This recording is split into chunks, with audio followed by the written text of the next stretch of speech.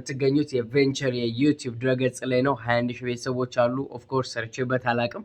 ከዚህ በኋላ ግን በየቀኑ ልሰራበት ስለሆነ አክቲቭ እንድናረገው ሰብስክራይብ እያረጋችሁ ይህንን ቪዲዮም ደግሞ ቆርጣችሁ መላክ አለባችሁም ላኩ፣ ብቻ ሼር ማድርጉት። ዛሬ ይዤ የመጣው ቻሌንጅ ምንድነው? ኢትዮጵያ የተሰኘ ፕሮጀክት አለኝ። ሜቢ ቲክቶክ ላይ የምታውቁኝ ሰዎች ሆፕፉሊ ስለምሰራው ትሬንድ ወይም ቻሌንጅ ታውቃላችሁ።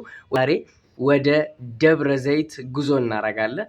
ከዚህ ደብረ ዘይት ድረስ የምንጓዘው ይሄ የምቀረጽበትን ስልክና ይህንን ልብስ ብቻ ይዘን ነው።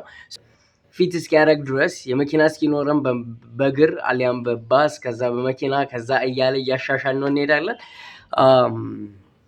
ኤኒዌይስ ወደ ደብረ ዘይት ጉዞ እናደርጋለን። እግረ መንገዳችን ላይ ማውራት ያለብን ነገሮች እናወራለን። ከአዲስ አበባ ደብረ ዘይት 47 ኪሎ ሜትር ነው የሚፈጀው። በአጭሩ ኮንሰፕቱን ልንገራችሁ። ኢትዮጵያ ፕሮጀክት ማለት 1475 ቦታ ቱር በማድረግ ፎቶግራፊ ይሰራለሁ። ለእናንተ ቤተሰቦች ደግሞ በቲክቶክ፣ በዩቲዩብ፣ በፌስቡክ፣ በኢንስታግራም ላይ ቪዲዮዎችንና ፎቶዎችን እያጋራሁኝ የኢትዮጵያን ባህል፣ ትውፊት፣ እሴት አድቮኬት ማድረግ ነው። ፈርስት ባች እዚጋ እንደምትመለከቱት ሞዴሎችን አስመርቀናል በዚህ ፕሮጀክት። ሁለተኛ ባችም አሁን ምዝገባ ተጀምሯል። ሰው መመዝገብ የምፈልጉ ዩካም መመዝገብ ትችላላችሁ። ኤኒዌይስ መልካም ጉዞ። ባንግ የሆነ ቪዲዮዎችን እንሰራለን። ጽድት ያሉ ቪዲዮዎችን እንሰራለን።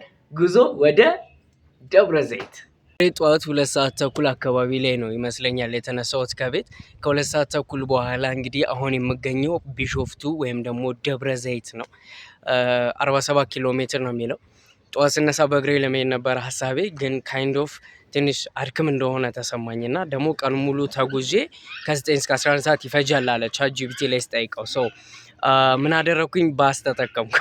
የነበረው 150 ብር ነበር። ዛሬ የምንገኘው በውቢቷ ከስንት በላይ ነው? ከ8 በላይ በእሳተ ገሞራ የተፈጠሩ ሀይቆች በተከበበችው በደብረ ዘይት ወይም በቢሾፍቱ ነው። እዚህ ለመድረስ እንግዲህ ጠዋት 2 ሰዓት ተኩል ነበረ የተነሳሁት። የተጠቀምኩት ባስ ነው። ስለዚህ የፈጀብኝ ኦልሞስት የአንድ 40 ደቂቃ ምናምን ጊዜ ነው። ለማንኛውም ደብረ ዘይት ሆራ ሀይቅ እገኛለሁ።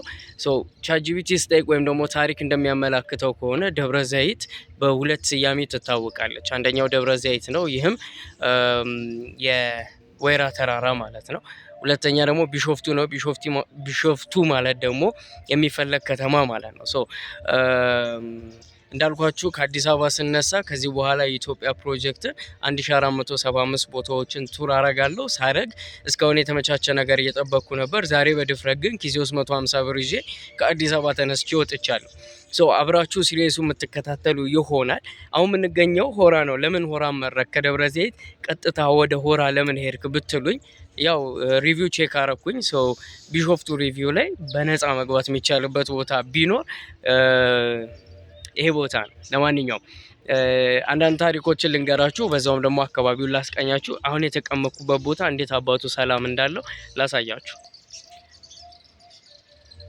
ወንዙ እንደምታዩት አረንጓዴ ነው። አይ ቲንክ ካሜራ ላይ አያሳይም፣ ከለሩን ያሳያል ይመስለኛል።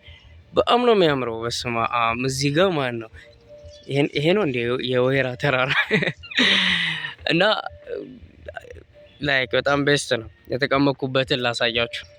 በየቦታው አይ ቲንክ እጅ አጭር ነው። በስመ አብ። እንደዚህ አይነት ወንበሮች አሉ።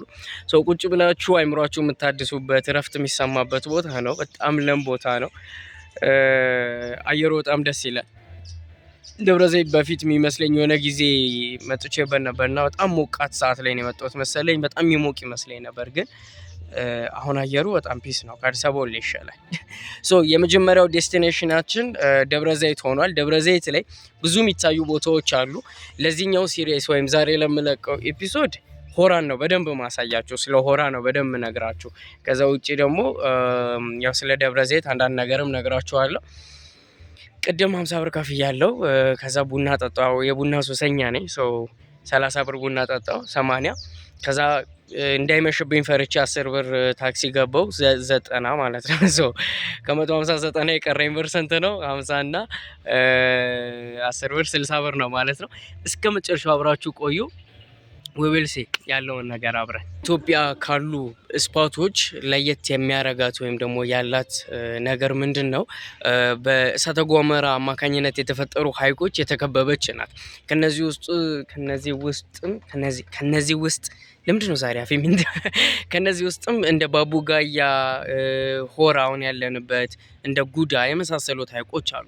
ሆራ አሁን ያለንበትን ሪሰርች ለማድረግ ስሞክር መንፈሳዊ እንቅስቃሴ የሚከናወንበት ቦታ ነበረ። ይህም በአፍሪካ ደረጃ አሁን በአንደኝነት ደረጃ የሚከበረው የኢሬቻ ክብረ በዓል እዚህ ሆራ ላይ ደብረዘይት ሲከበር እዚህ ሆራ ላይ እንደሚከበር ነው። ሶ አዲስ አበባ ኢሬቻ ሲመጣ መንገድ ተዘጋግቶ ምናምን ስቴዲየም አካባቢ እስጢፋኖስ አካባቢ ይከበራል እንደምናውቀው።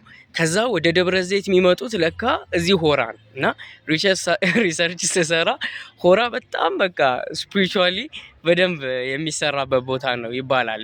እንዳለው ታሪኩ መንፈሳዊ ቦታ ብሎ ነው የሚያስቀምጠው ቻትጂፒቲ ላይ።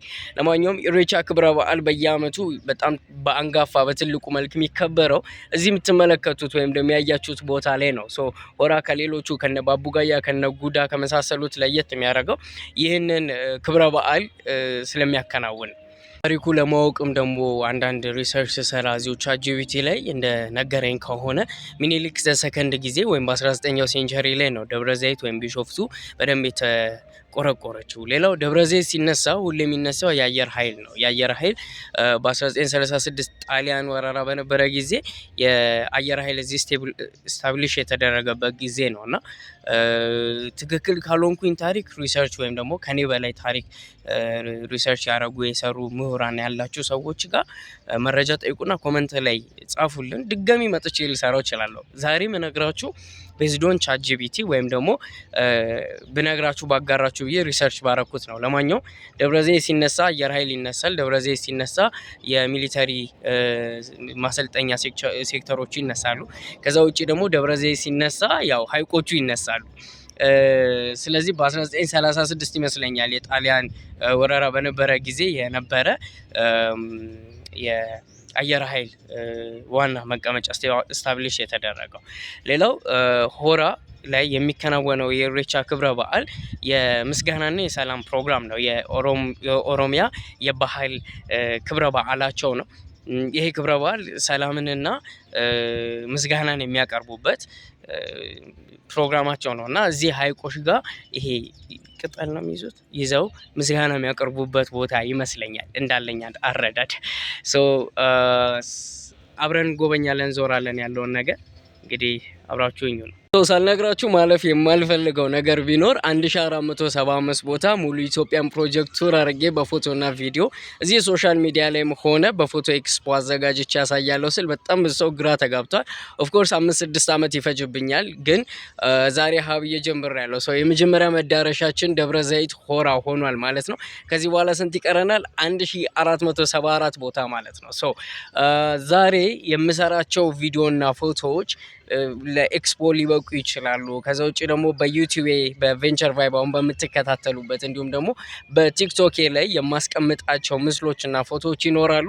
ቀጣይ የት ሊድ የሚለውን ኮመንት ላይ ጻፉልኝና ቀጣይ ደግሞ እዛ እንሰራለን። የኢትዮጵያን ባህል፣ ትውፊት፣ እሴት በተፈጥሮ እጅግ በጣም የተባረከች ሀገር ናትና እያንዳንዱን ዲቴል እንደዚህ ከኔ ጋር ኮሚኒኬት እያደረግን እናንተም ቤተሰቦቼ እያበረታታችሁኝ እንግዲህ በድፍረት እስክንጨርስ ድረስ እናረጓለን፣ እንሰራዋለን ማለት ነው። ኢትዮጵያ ፕሮጀክት ተጀምሯል። ባይ